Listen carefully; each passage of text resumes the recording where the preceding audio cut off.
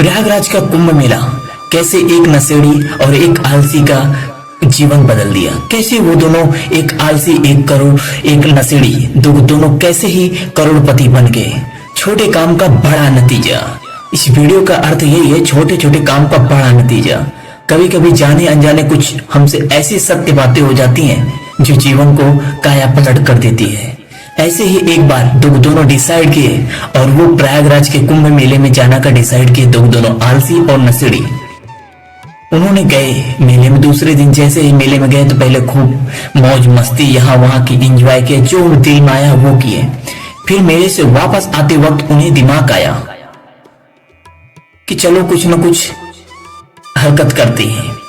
फिर उसके एक आलसी जो दोस्त था उसने दिमाग लगाया कि एक बार चलो पहले साधु से मिल लेता हूँ, कुछ अपने बारे में पूछता, देखता हूँ क्या फेंकता है, क्या वो करता है।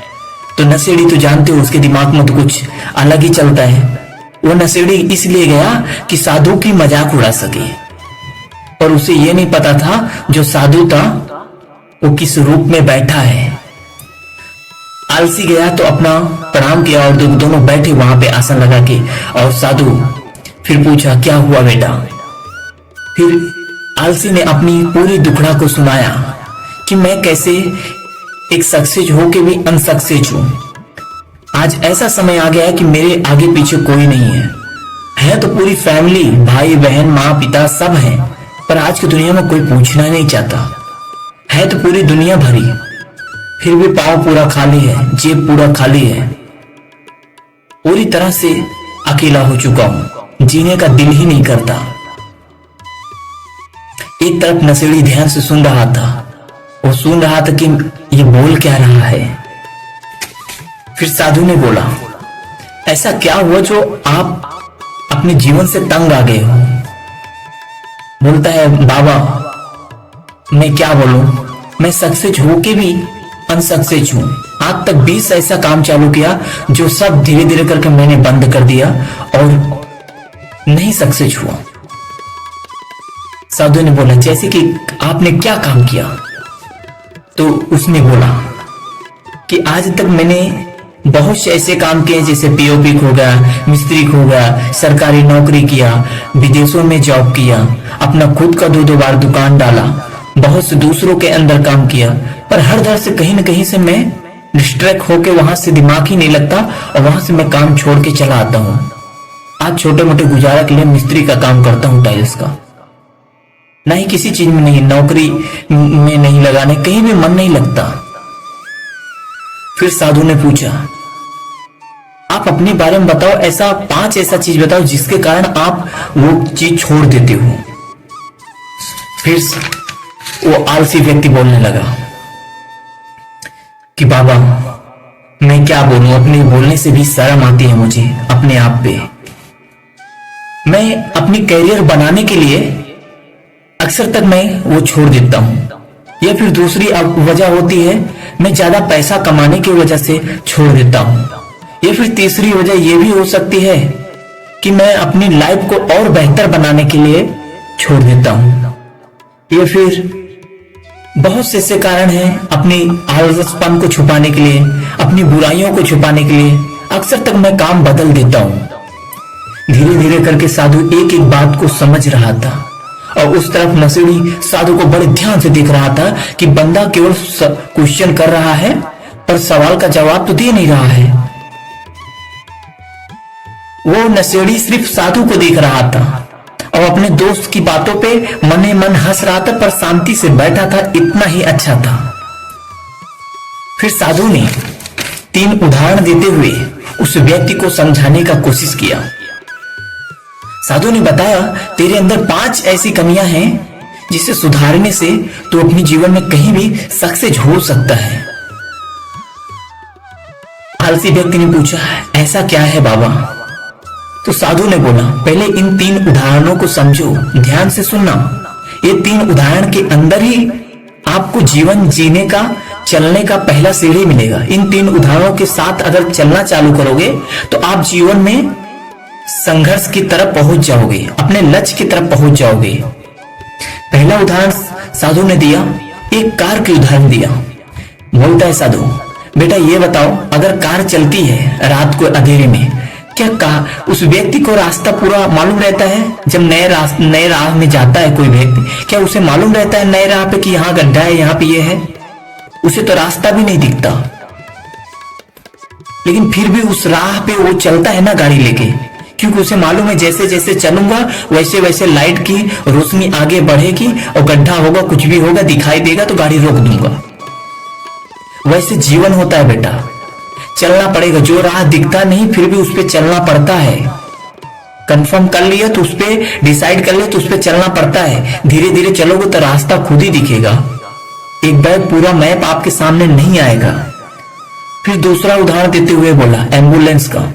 बेटा ये बोलो, अगर एक मरीज को आप लेके जा रहे हो और आपके एम्बुलेंस पे गोबर पड़ गया, तो पहले गोबर को साफ करोगे या फिर एम्बुलेंस को हॉस्पिटल लेके जाओगे? तो आलसी व्यक्ति बोला पहले एम्बुलेंस को लेके जाऊंगा हॉस्पिटल, गोबर तो बाद में भी साफ हो सकता है। फिर साधु ने बोला तुम वही कर रहे हो, अपने काम को छोड़ के तुम पहले गोबर साफ कर रहे हो। जहां जाना चाहिए वो चीज छोड़ के तुम पहले गोबर को साफ कर रहे हो। इसके चक्कर में तुम्हारा डिजायर मर जा रहा है, बार बार तुम्हारा ड्रीम मर जा रहा है जो भी कर रहे हो। फिर तीसरा उदाहरण देते हुए साधु ने बोला एक राजा था जिसके राज्य पे आक्रमण होने वाला था। उसके मंत्री ने आके बताया कि 3 दिन बाद अपने राज्य पे आक्रमण होने वाला है, ये राजा इस राज्य का आक्रमण करने वाला है 3 दिन बाद। उस राजा ने डिसाइड किया क्यों ना वो 3 दिन बाद आक्रमण करने वाला है, आज ही की रात हम लोग आक्रमण कर दिए। मंत्री तो चौंक गए, अरे बाप रे ये क्या बोल रहा है, ऐसा थोड़ी ना होता है, अपने पास सेना तैयार नहीं है, वो नहीं है। राजा ने ऑर्डर दिया आज के आज ही रात को हमला बोलना है, सेना को तैयार करो। फिर क्या, सेना को तैयार किया गया और जहां पे लड़ना था उस रास्ते में नाव डाक के जाना पड़ता था, बोर्ड लेके नाव डाक के जाना पड़ता था। और जाते ही राजा ने इजाजत दिया कि सारे नाव को नष्ट कर दो, तोड़ फोड़ दो। फिर मंत्री ने बोला कि वापस कैसे जाएंगे? फिर राजा ने जवाब दिया वापस तभी जाओगे जब जीतोगे, हारने के बाद वैसे भी मर जाओगे, पूरी जिंदगी ताना सुन के मर जाओगे। किसी को गुलामी नहीं करना हमें, अभी डिसाइड ये करना है। इसके वजह से जितने भी उसके मंत्री थे दुगना मेहनत लगा दिए, वापस तो जा नहीं सकते, वैसे भी मार डालेंगे। इससे अच्छा है कि जी भर के मेहनत करो, 4 को मार को मरो। लेकिन जहां 1 लाख की सेना में वहां 30,000 का सेना पूरे लोगों को हरा दिया। क्यों? क्योंकि उनके पास जोश आ गया था, वापस जाने का रास्ता नहीं था। आप भी अपने जाने का रास्ता बंद कर सकते हैं, पहले जहां जाना है वहां जाएं, गोबर ना साफ करें और आपको रास्ता दिखता रहेगा जैसे जैसे आप चलते रहेंगे। फिर साधु बोला कि आप में 5 कमियां ऐसी हैं जो आप सुधार के अपनी लक्ष्य की तरफ जा सकते हो। फिर आलसी ने बोला क्या बाबा? फिर अभी तक तो इंटरेस्ट उससे भी नशेड़ी को भी आने लगा था। नशेड़ी बहुत ध्यान से सुन रहा था बाबा बता क्या रहा है। नशेड़ी अभी तक तो मौज मस्ती मजाक उड़ाने के चक्कर में आया था बाबा का, लेकिन अभी तक नशेड़ी एकदम सीरियस हो चुका था, मन ही मन। फिर बाबा ने बोला अभी तक आपने अपनी लक्ष्य का सही निर्णय नहीं किया है। आपके जो भी निर्णय लेते हो उसमें कुछ न कुछ संदेह रह जाता है, इसकी वजह से आपका लक्ष्य टूट जाता है। दूसरा चीज, आप अपनी कला को, अपने हुनर को आज तक पहचान नहीं पाए हो। पहले वो पहचानो, फिर आगे बढ़ने की कोशिश करो। तीसरा चीज बताया, आप में आत्म अनुशासन नहीं है, जिसे इंग्लिश में सेल्फ डिसिप्लिन बोलते हैं। जिसके अंदर सेल्फ डिसिप्लिन नहीं है वो कहीं पे सक्सेस नहीं है, ना ही किसी को डील कर सकता है, ना अपने आप को डील कर सकता है, ना सामने वाले को डील कर सकता है। इसकी वजह से सारे रिश्ते संबंध हर चीज टूट जाते हैं बेटा। फिर उसने चौथी चीज बताया कि बेटा कहीं ना कहीं तुम अपने दिमाग में कोई ना कोई स्ट्रेस ले रहे हो, बार बार तनाव ले रहे हो कि ये करना है ये करना है। इसके चक्कर में आपका दिमाग पैरालाइज हो गया है। सबसे पहले उससे निकलने की कोशिश करो, क्योंकि जिसका दिमाग डिस्ट्रॉय हो जाता है, जिसका दिमाग बढ़ जाता है, वो धीरे धीरे पैरालाइज हो जाता है और पैरालाइज बंदा कोई काम अच्छे से नहीं कर पाता है। 5वां चीज बताया साधु ने कि बेटा आप हर चीज में लालच करते हो। लालच चाहे जिस्म का हो, चाहे समाज का हो, चाहे पैसों को हो, ये बहुत बुरी चीज होती है। क्योंकि अगर जहां पर हुनर हो, फैशन हो, वहां पर लालच नहीं चलती, वहां पे अपनी स्टेटस चलती है। स्टेटस वही होता है जो पहचान होती है, और पहचान रखने के लिए आदमी करोड़ों रुपए को ऑफर भी तोड़ देता है। इसलिए अपनी पहले कला को, हुनर को पहचाने, अपने स्टेटस को बरकरार रखें। फिर क्या, फिर बहुत ध्यान से सुन रहा था, फिर साधु ने समझाया उसे, आप हर वो चीज को पाना चाह रहे हैं जो आपके सामने दिखता है, पर ऐसा संभव नहीं है, क्योंकि हर चीज हर कोई नहीं पा सकता।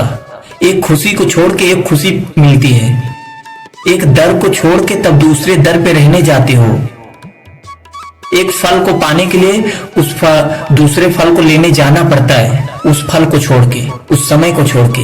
वैसे जिंदगी है, एक समय में दो चीज नहीं मिलती, दो चीज तभी मिलती है, उसका वक्त लगता है, समय लगता है। अब दो चीज चाहिए तो आपको हो सकता है पूरी जिंदगी भी बीत जाए। जब तक आप अपने आप का हिसाब नहीं करेंगे, अपने समय का हिसाब नहीं करेंगे, अपने आप को टाइमिंग नहीं देंगे कि कितना टाइम हम किस चीज में बर्बाद करें, किस चीज में नहीं, उस पर ध्यान नहीं देंगे, तब तक आप बेटा कुछ भी नहीं कर सकते।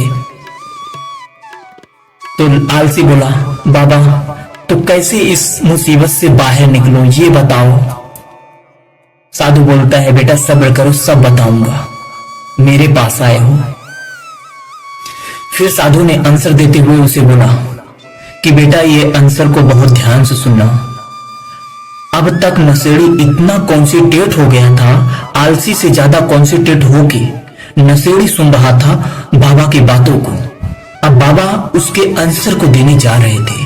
पहले बाबा ने हर बातों को समझा, बूझा, उसके बाद उससे सवाल किया, उसके प्रश्न से ही उसका आंसर निकाला। अब उसको सही आंसर देने जा रहे हैं। पहला चीज बाबा ने बताया कि बेटा पहली चीज अपने जीवन से जो अपने दिमाग में गंदगी बोए हो उसे साफ करो, अपनी मन की गंदगी को साफ करो, क्योंकि नाली गंदी होगी तो बदबू आएगी, आपको दिमाग बहकाएगा। अपने स्ट्रेस को कम करो, किसी भी प्रकार से जो करना पड़े वो करो, लेकिन अपने स्ट्रेस को दूर कर दो। दूसरी चीज, अपने कोई ना कोई जीवन में चैलेंज लो और उसे पूरा करो, जब तक पूरा ना हो वो चैलेंज को बार बार करते रहो। तीसरी चीज, खुद को जानने की कोशिश करो, अपने बारे में जानने की कोशिश करो, अपने मन के बारे में, आपकी मन कैसे काम करती है, आपकी ड्रीम कैसे काम करती है, एक एक छोटी छोटी चीजों की जानकारी निकालो। चौथी चीज बताता है बाबा कि अपने दुख को किसी के सामने मत बताओ, बताना है तो ईश्वर के सामने बताओ, वो सुनेगा, कभी मजाक नहीं उड़ाएगा। और हो सके बार बार आप ईश्वर के सामने बोलते हो तो आपको अपनी बातें सुन के अपनी गलती मालूम चल जाएगा। ईश्वर के सामने बताने से यह भी फायदा होता है, ईश्वर एक आईने के तरीके से होता है, आईने के सामने अपना बताना होता है। जीवन में कुछ भी करना है जिसमें हुस्न लालच से दूर रहना है।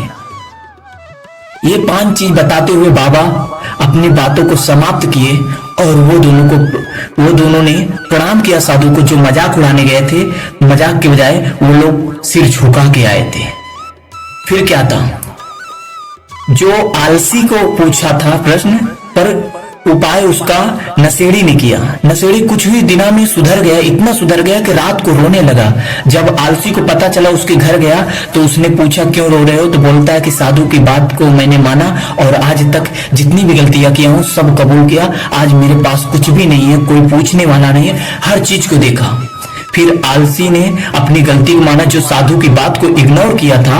उसने दोनों ने मिलके एक ड्रीम बनाया और ड्रीम के बाद एक होटल छोटा सा खोला और छोटे से होटल को बड़ा बनाया। आज दोनों अलग होके बड़े बड़े सेलिब्रिटी वाला होटल खोल के बैठे हैं, आज करोड़ों कमा रहे हैं। ये है छोटी सी बात की बड़ी कहानी। इसे बोलते हैं छोटे छोटे काम का बड़ा नतीजा। एक बार कोई काम करने से कोई सक्सेस नहीं मिलती, छोटे छोटे स्टेप उठाना पड़ता है। साधु ने वही बताया, एक बार कुछ नहीं होगा, धीरे धीरे करके उसे कॉन्सेंट्रेट करके अपनी लाइन को आगे बढ़ाते रहो, अपने जीवन में आगे बढ़ते रहो, आपका जीवन जरूर बदलेगा, 100% बदलेगा।